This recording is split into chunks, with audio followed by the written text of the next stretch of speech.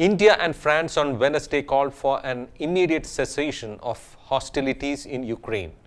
But Prime Minister Narendra Modi, who is in France now, again stopped short of condemning Russia's invasion of its neighbour.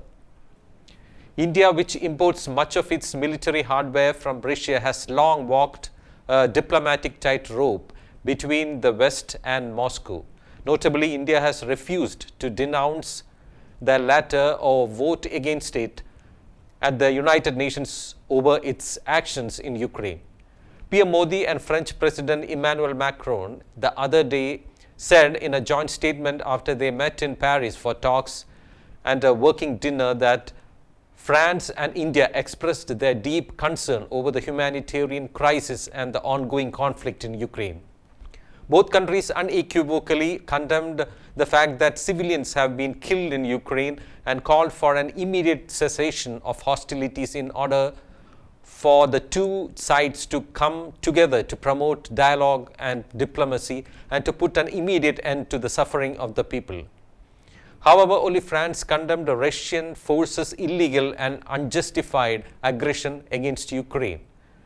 The two countries said they would respond in a coordinated and multilateral way so that the conflict doesn't intensify the global food crisis, as Ukraine is one of the world's main wheat producers. Ahead of the meeting, Mr. Macron's office had said he would emphasize to PM Modi the consequences of the war for the international order well beyond the European Union, including in Asia. France wants to help the Indians diversify their supply away from Russian arms and energy, officials added. The aim, they said, is not to leave the Indians with no way out, but to offer solutions. PM Modi, who was on a European tour, told reporters after meeting with German Chancellor Olaf Scholz in Berlin on Monday that there won't be any winners in this war and everyone will lose. The LC said Mr. Macron has an extremely warm relationship with PM Modi, who has visited France 3 times since 2017, while the French leader went to India in 2018.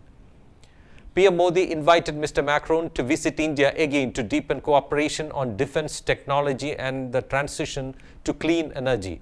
When PM Modi arrived in the courtyard of the Elysee Palace, he was greeted by Mr. Macron and his wife Brigitte. Going into the meeting, officials described France's relationship with India as trusting, and the joint statement reaffirmed the two countries' desire to strengthen the strategic Franco-Indian partnership, particularly in the Indo-Pacific. Securing France's place in the region is especially important after Britain, the United States and Australia last year sealed their AUKUS security pact, dumping a lucrative French contract to supply Canberra's next generation of submarines along the way.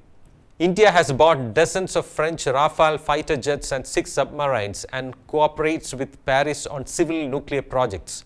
French state-owned energy giant EDF wants to build 6 next-generation EPR reactors in Jaitapur in India's west coast. The LC said it was pushing hard to get that deal signed, fitting in with Mr. Macron's vow ahead of his re-election last month to renew France's nuclear industry and replace its fleet of aging power plants.